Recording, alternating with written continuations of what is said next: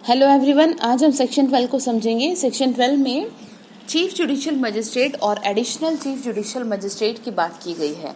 समझाया ये गया है कि जो फर्स्ट क्लास जुडिशियल मजिस्ट्रेट है उसी को हाई कोर्ट एज ए क्या अपॉइंट कर देगा, चीफ जुडिशियल मजिस्ट्रेट अपॉइंट कर देगा।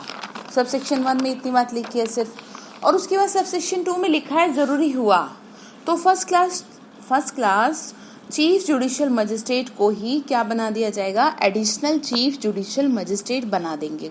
वह यहाँ पर भी कौन बना रहा है, हाई कोर्ट अपॉइंट कर रहा है ना। सब सेक्शन 3 में लिखा है कि अकॉर्डिंग टू सर्कमस्टांसेस कह लीजिए या ज़रूरत के अनुसार कह लीजिए, क्या होगा, सब डिवीज़न में भी, ठीक है, यानी कि ज़रूरत हुई तो सब डिवीज़न में भी, जो कि हमने पढ़ा है सब डिवीज़न क्या होता है, सब डिवीज़न में भी जुडिशियल मजिस्ट्रेट फर्स्ट क्लास को क्या कर दिया जाएगा, सब डिवीज़न जुडिशियल मजिस्ट्रेट के रूप में अपॉइंट कर सकता है। जो याद रखना हुई क्या, ये सब डिवीज़न के रूप में, ठीक है। उसके बाद और क्या करेगा फिर वो, और इस सेक्शन के थ्रू रिस्पॉन्सिबिलिटी से उसको रिलाइव कर सकता है। देखिए ये जो सेक्शन है इसमें जो सबसे पहले मैंने आपको चीज़ समझाई थी, इनकी पावर और इनके सेक्शन नंबरों को याद रखना ज़रूरी है, क्योंकि सेक्शन बेस्ड क्वेश्चन पूछे जाते हैं। लेकिन कॉन्सेप्ट को भी समझिएगा, जैसे मैंने बोला ना, स्टेप बाय स्टेप पॉइंट को लेके चलेंगे, चीज़ों को क्लियर रखेंगे, पॉइंट को साथ में रखेंगे कि इसका एक पॉइंट ये था, इसका एक पॉइंट ये, एक एक पॉइंट को निकाल लीजिए जैसे कि मैंने आपको बताया भी। और इसी का जो बी है वो क्या कहता है कि चीफ जुडिशियल मजिस्ट्रेट के कंट्रोल में रहते हुए बाकी के जो other sub divisional judicial magistrate हैं उन सब पर सुपरविजन कर सकता है, ठीक है। अब आता है स्पेशल जुडिशियल मजिस्ट्रेट। अब बात ये हुई कि अब इन्हें स्पेशल क्यों कहा गया और क्या करेंगे, ये कुछ तो स्पेशल काम देंगे ना, तभी तो स्पेशल कहा गया। तो स्पेशल जुडिशियल मजिस्ट्रेट के लिए सबसे पहले तो आपको ये समझना होगा कि ये कौन से केसेस को देखेंगे कि जो इनको स्पेशल कहा गया, मतलब किस तरह की चीज़ों को देखेंगे, सेंट्रल के देखेंगे, स्टेट के देखेंगे। तो पहली बात तो ये क्लियर कर लीजिए दिमाग में कि इनकी जो डिमांड करता है वो कौन करता है, या तो सेंट्रल करेगा या फिर स्टेट करेगा। और ये बात आपको कहाँ पता चलेगी, ये बात आपको चलेगी पता आर्टिकल 246 ऑफ कॉन्स्टिट्यूशन में, ठीक है। यूनियन लिस्ट देखिए, स्टेट लिस्ट देखिए, आपको अपने आप समझ में आ जाएगा। और फिर वो जो केसेस आते हैं, केसेस के अकॉर्डिंग समझ में आएंगी चीजें कि इस तरह के केसेस के लिए ये चाहिए, इस तरह के केसेस के लिए ये चाहिए। तो अगर बात हो सेंट्रल की यानी यूनियन की, और अगर इस तरह का कोई केस है जो कि यूनियन के अंडर में आता है, देन इन दैट केस क्या करेगा, हाई कोर्ट से कहेगा कौन, यूनियन, कि हमारे लिए क्या किया जाए, आप एक क्या करें, एक स्पेशल कोर्ट, ठीक है, एक स्पेशल कोर्ट बनाएं और जिसमें कि आप क्या करें कि स्पेशल जज की व्यवस्था करें, एक स्पेशल जज बिठाएं। तो इन चीजों के लिए ही क्या होगा, एक स्पेशल मजिस्ट्रेट को अपॉइंट किया जाएगा, स्पेशल जुडिशियल मजिस्ट्रेट को अपॉइंट करेंगे, ठीक है। इतनी बात क्लियर हो गई।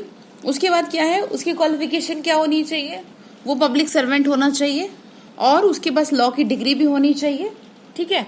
और वो पावर किसकी हेल्ड करेगा, भाई अब आपको स्पेशल जुडिशियल मजिस्ट्रेट बना दिया जाए तो पावर किसकी हेल्ड करेंगे, तो पावर जो करेगा वो यूज, वो जुडिशियल मजिस्ट्रेट फर्स्ट क्लास की, और जैसा एरिया है उसके अकॉर्डिंग वो सेकंड क्लास की पावर हेल्ड करेगा। उसके बाद टाइम की बात आती है, भाई कितने टाइम तक काम करेगा, तो 1 साल पहले था, अभी इसमें अमेंडमेंट हो गया है 2 साल, मेरी नॉलेज में तो यही है, बाकी आप चेक कर लेना अगर आपको कुछ डाउट लगता हो मेरी बात पे, ठीक है। इसमें अमेंडमेंट हो चुका है, पहले 1 साल था और जरूरत लगेगी तो टाइम एक्सटेंड कर देंगे, ठीक है जी, अभी और काम करिए आप।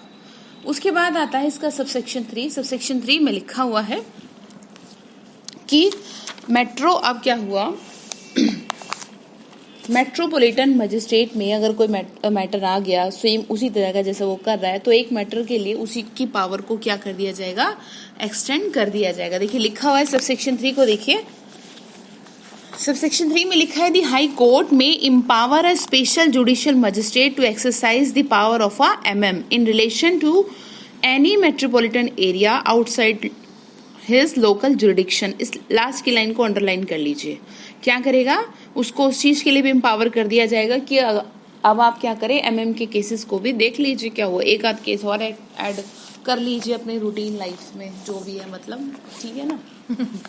चलिए, तो इतनी बात क्लियर हो गई। अब आपका आ जाता है 14, यानी कि जुरिडिक्शन, लोकल जुरिडिक्शन की बात करता है। लोकल जुरिडिक्शन मतलब अधिकारिता जिसे हम कहें, ठीक है। न्यायिक मजिस्ट्रेट की स्थानीय अधिकारिता। अब अधिकारिता से मतलब ये है कि जैसे आपको पता होना चाहिए, सपोज आपको किसी ने कहा जी हमारे पास ये केस है, तो लोकल एरिया तो आपको पता होना चाहिए। इसी तरह लोकल जुरिडिक्शन भी होती है, जैसे कि पुलिस स्टेशन का पता होता है ना कि भाई ये जो एप्लीकेशन है ये इस थाने में जाएगी, आप FIR वहां कराएंगे और वॉट। इन वन वर्ड बात ये है कि आप कहाँ बैठ के काम करेंगे, ठीक है। CGM कहाँ बैठेगा, ACGM कहाँ बैठेगा, जितने भी फर्स्ट क्लास हैं और जो सब डिवीजन में जो भी अपॉइंट किए गए हैं जुडिशियल मजिस्ट्रेट, उनको किस तरीके से काम दिया जाएगा, किस तरीके से एरिया में वो काम करेंगे। तो लेकिन एक बात ये ध्यान रखिएगा, आपको एरिया का पता होना चाहिए, क्योंकि क्रिमिनल प्रोसीजर कोड में एरिया की बात होती है, जबकि CPC में पिक्यूनरी जुरिडिक्शन से रिलेटेड काम किया जाता है। Is that clear? उसके बाद देखिए आपको जुरिडिक्शन दे दी, भाई अधिकारिता दे दी आपकी कि इतने एरिया में आप काम करेंगे। उसके बाद फिर सबऑर्डिनेशन भी है, भाई काम तो करेंगे आप लेकिन इनके कंट्रोल में रह के करेंगे। इसके लिए सेक्शन 15 को देख लीजिएगा। जिस सेक्शन को ज्यादा डिटेल में नहीं खींचा जा रहा है तो उसमें भी आप ज्यादा परेशान ना हो, क्योंकि ये जो काम किया जा रहा है, यानी ये जो वीडियो अपलोड हो रही है, सिर्फ एग्जाम के लिए हो रही है और किसी फालतू चीज के लिए नहीं कि आपको डिटेल पता लगे। जिस सेक्शन को हम वर्ड टू वर्ड पढ़ते हैं, समझाते हैं, तो उसका पर्पस यही होता है कि आप भी उसको समझेंगे तो आपका फायदा होगा। वैसे तो आप पढ़ते ही हैं, लेकिन काफी सारी चीजें छूट जाती हैं, इसी वजह से एक एक नंबर से रह जाते हैं। तो इसीलिए बोल रही हूँ, तो इसको कहानी की तरह याद करेंगे तो एक भी सेक्शन आप नहीं भूलेंगे। तो बात आ गई जुरिडिक्शन की।